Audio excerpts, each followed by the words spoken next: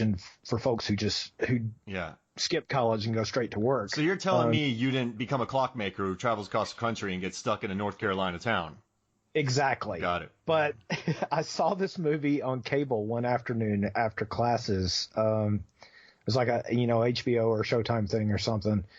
And I saw it for the first time, and I saw that bear hunt scene where Waylon is trying to prove himself to these mountain folks and get in good with them. Everybody who's staying home is telling him he's making a terrible mistake and taking a stupid risk, and he's not a risk taker, and they know that. And I don't know, I kind of identified with that moment. Just, the transition between high school and college, I kind of felt like I was going on the bear hunt. Oh, that's neat. So, yeah. And I don't know, something about it, about that scene in particular charmed me, and the movie stuck with me. So whenever I had a chance to watch it when it was on cable, I would, and eventually I recorded it, and carried it with me. Yep. On tape. You have that VHS tape, and then you record it from the TV. Yes. Yeah. Yes, exactly. So up until yesterday, I had only ever seen it in 4:3 ratio in the pan and scan. Oof, pan and scan. Yeah. So it was interesting to kind of see it anew and sort of rekindle my love for it. I think it is interesting though, the conversation of. It does kind of offer up some interesting things, like what is a man? Like they're like, you're not a man. You're not a man unless you throw a rock. He's like, wait, what? No, I'm just saying in general. Like there's different. Like it's kind of interesting how this is almost 90 years ago, a little less than that, but the kind of definition of what is a man? Like, but then that differs in the city, in the country. So it's kind of a neat. I don't know, a juxtaposition between different people, I guess. And he was more. Yeah. He's more of like a sensitive dude. Remember when they're out in the woods and he's like, I miss my daughter and Kelly McGillis. Like, I just want to. Right. But he's not being meek about it. He's telling these guys, I don't like this. I got fleas on me. I'd rather go hang out with Colleen and my daughter.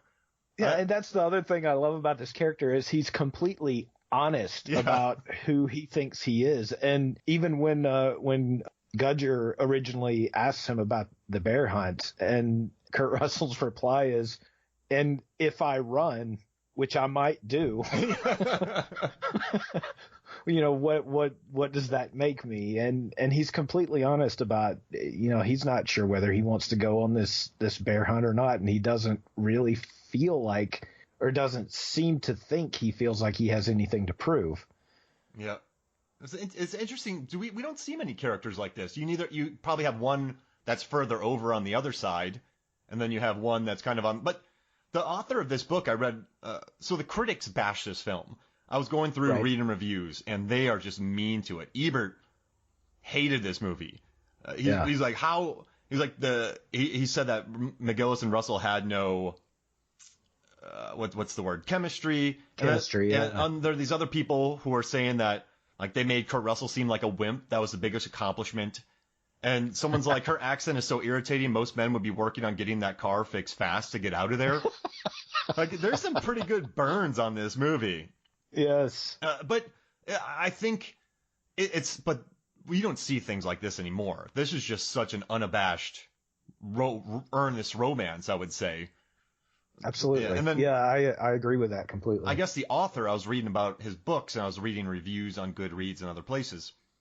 And the author has a thing where he doesn't like people being really good or bad. He wants them to be mixed somewhere in that line. But if you think about the different characters in this film, I mean, the main heavy, and the guy is absolutely terrible, who is Cole Campbell, who beats the living daylights out of Kurt Russell. I mean, he tossed him everywhere. But his dad, I guess, was so strict on him, he could never tell him. He was too afraid. So then that manifested in like alcoholism and abuse because, right. I mean, he was never a good dude. When the story that she first tells about meeting him at that rock when he was all over her, so, I mean, he's never been, but there's a dimension to him that's interesting. And then with Kurt Russell, I guess he's always telling people to call him Waylon Jackson. He never just Wayland, which is interesting. Right. But they keep calling him Mr. Whalen. Yeah. And Jack. Whalen Jackson. Not either of those. He lets Cole die. He sends Cole away. Yes. And he's like, I didn't know. And people are like, come on, man. Like, you knew, right? Well, and they're kind of hoping that he won't die, that he'll, find his way back. And then he gets, of course, he gets his foot stuck in the stirrup. He falls off his horse and gets his foot stuck in the stirrup and is trapped in the stream where Gudger finds him.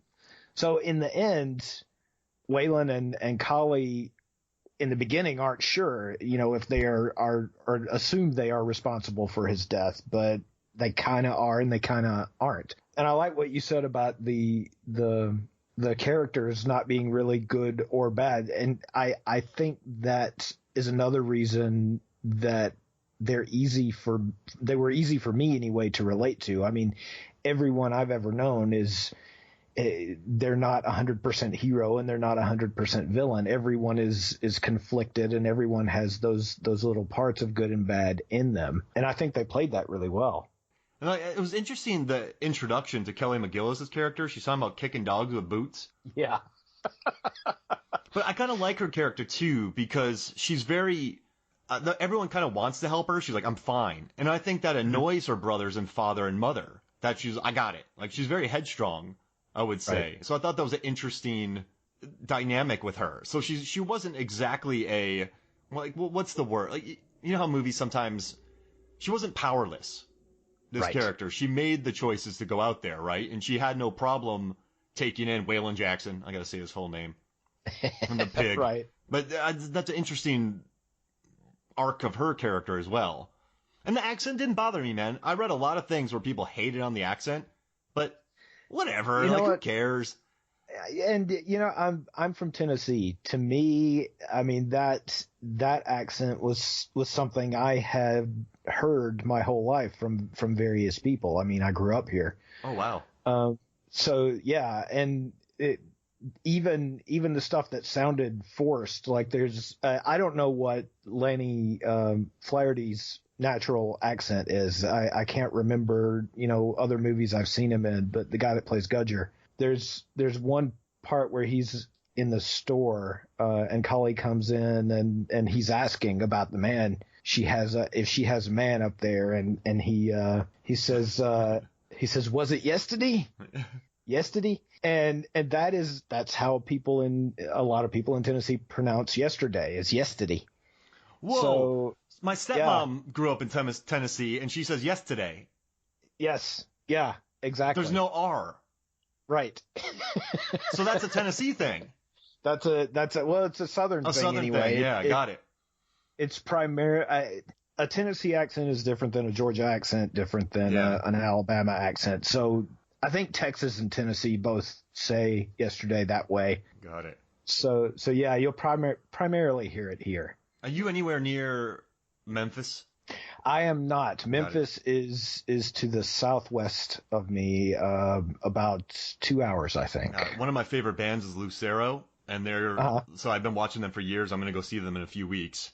So they're a Tennessee band. If you want to listen to a good band, they're like alt country, whiskey, motorcycles, fist fights, loneliness. If you want to listen to some good music, type in go to Spotify or whatever you listen to music and listen to Lucero. They're legit.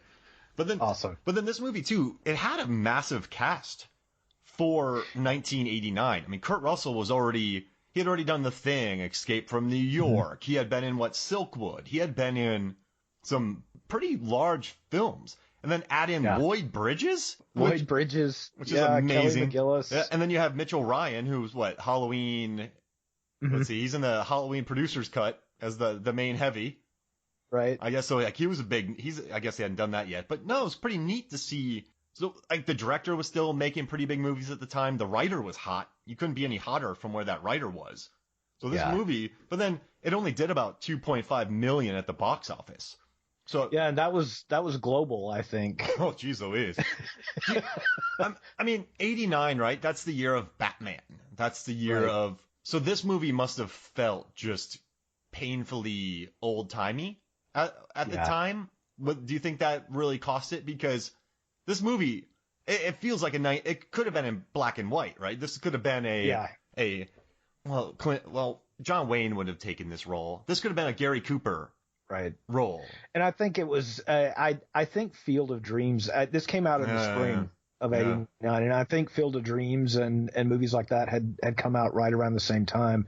So it was just before the summer blockbusters hits, and that was, Batman and Indiana Jones and the Last Crusade and all those things. So I think it just fell in and plus, like you said, the critics hated it. So it had both bad timing and critic opinions going against it there. I guess it was just a time people didn't want to sit down and watch, a Kurt Russell be a sensitive guy, And that's what I like about his characters, though. If you think about Big Trouble in Little China, he was the sidekick.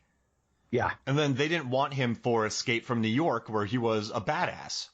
Right. So he always does the opposite sometimes. Right? It's a very interesting, and then in The Thing, no one expected that movie to be like it was. Such a bleak, gnarly picture. Right. Man, Kurt Russell's a daredevil. I like it. He is. Yeah, and whether the character wanted to take risks or not as an actor, he obviously does, Yeah. And this movie didn't hurt any careers as far as I can tell. Yeah. Do you think there's some movies that go so under the radar that it tanks, but no one really knows about it? So then That's possible. Does that make sense? Yeah. Sometimes movies come through and just don't, like Charlize Theron did a movie called Dark Places with A24, and the movie just terrible reviews, but no one really saw it or cared. And then she went on to go get nominated for more Oscars. So I think this might be one of those type of films.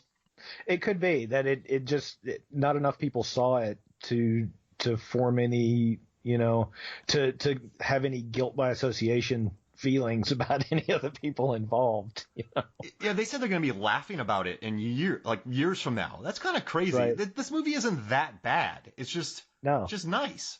Yeah, no, I enjoy it. And it's not for a romance set in a 1930s mountain village that's full of character. Yeah. Both character development and character interaction. It's not a slow-paced film. No, not at all. You would expect this to be a movie where you're checking the time every so often, and that has never happened for me. There's never been a time that I've sat down to watch this movie and checked to see how much was left. Oh wow, that's a really interesting point. I didn't really think about it like that. It is. I don't think I ever looked at the clock once. This plows by. And I guess so this was the first movie released by Castle Rock. Yes. But I think it's pretty interesting if you look at their movies that they made. They did When Harry Met Sally, City Slickers, Honeymoon in Vegas. They went in the Line of Fire and Evil Things. But then they did like Little Big League, Before Sunrise, Shawshank Redemption, Forget Paris, The American President. They did a bunch of movies that are...